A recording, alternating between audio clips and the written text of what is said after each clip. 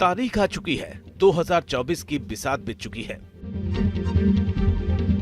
7 phase में 46 दिन में पूरी होगी वोटिंग की प्रक्रिया। 19 अप्रैल को पहले चरण की वोटिंग होगी और आखिरी चरण 1 जून को होगा।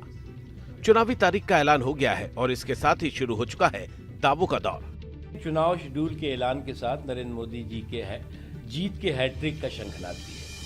मैं इसलिए कह रहा हूं कि जीत के हैट्रिक का शंखनाद है कि नरेंद्र मोदी जी के परिश्रम के परिणाम ने गांव, गरीब किसान, झुग्गी झोपड़ी के इंसान, खेत खलिहान तक जो विकास और विश्वास का माहौल पैदा किया है, वो जो 2 कार्यकाल, सफल कार्यकाल और सार्थक कार्यकाल उन्होंने पूरा किया, तीसरे कार्यकाल में प्रवेश करेंगे। चुनाव के समय सीईसी हमारे माई बाप होते हैं, सारे तो मैं उनके पास ही रखूंगा। उम्मीद भी करूंगा कि हमारे देश में जो चुनाव होने वाला है वो सही सलामत हो, आम लोग निश्चित तरीके से निर्भय होकर, निडर होकर सब मतदान करें और चुनाव में निष्पक्षता बरकरार रहे और सबके साथ न्याय हो।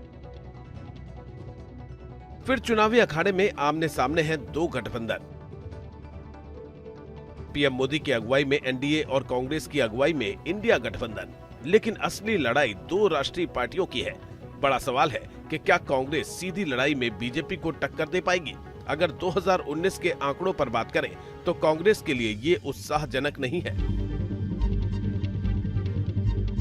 2019 में बीजेपी और कांग्रेस के बीच 190 सीटों पर सीधी टक्कर हुई थी।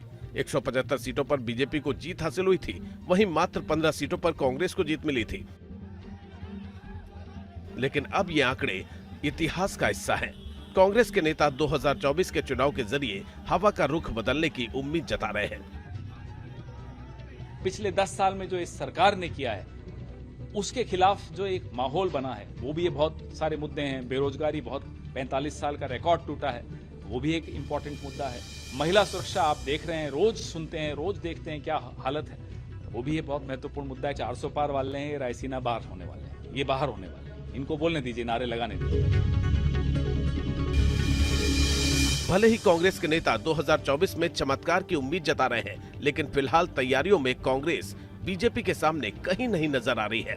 अब तक बीजेपी 267 सीटों पर उम्मीदवारों का ऐलान कर चुकी है, वहीं कांग्रेस की तरफ से मात्र 82 उम्मीदवारों का ऐलान किया गया है। तैयारी में बीजेपी बहुत आगे नजर आती है। एक अहम बात यह भी है कि मोदी की अगुवाई में बीजेपी एक अलग ही पार्टी नजर आती है। पिछले 10 साल से बीजेपी चुनावी जीत में लगातार नए रिकॉर्ड कायम करती जा रही है। 2009 में बीजेपी की लोकसभा सीटें मात्र 116 थी, वहीं 2019 में ये बढ़कर 303 पर पहुंच गई हैं। 2009 में एकमात्र सीट पर बीजेपी 3 लाख से ज्यादा मार्जिन से जीती थी। 2019 में 3 लाख से ज्यादा मार्जिन वाली सीटों की संख्या 105 हो चुकी है। इसी वजह से बीजेपी के कार्यकर्ताओं के साथ तमाम आला नेता इस बार 400 से ज्यादा सीट पर जीत हासिल करने का लक्ष्य तय कर चुके हैं।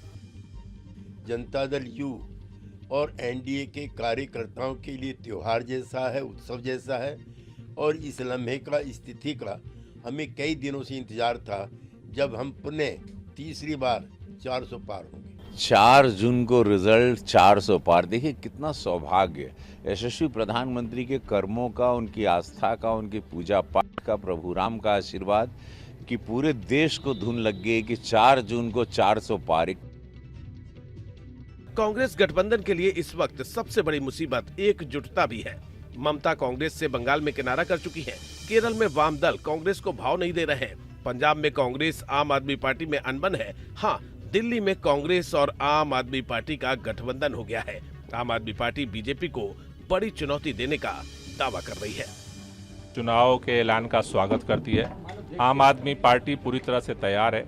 इंडिया गठबंधन के साथ मिल करके हम पूरी मजबूती के साथ चुनाव लड़ेंगे और हमें इस बात का भरोसा है कि जिस तरह से भारतीय जनता पार्टी की 10 साल की सरकार रही है, जिस तरह से संविधान, लोकतंत्र, सभीयों की धज्जियां उड़ाई गईं, मुझे लगता है कि ये लोकतंत्र का जो पर्व है चुनाव, वो जनता को अपने दिल की आवाज़ को व्यक्त करने का बड़ा माध्यम है और जनता इसमें बदलाव करेगी। बड़ा सवाल विपक्ष और एनडीए गठबंधन के बीच वोटों के अंतर का भी है। ज्यादातर राज्यों में बीजेपी और विपक्ष के वोटों का अंतर 10% से ज्यादा है। सवाल है कि क्या विपक्षी दल इस 10% के अंतर को कम कर पाएंगे या फिर 2024 में एक बार फिर बीजेपी को रिकॉर्ड जीत मिलेगी। T news nation.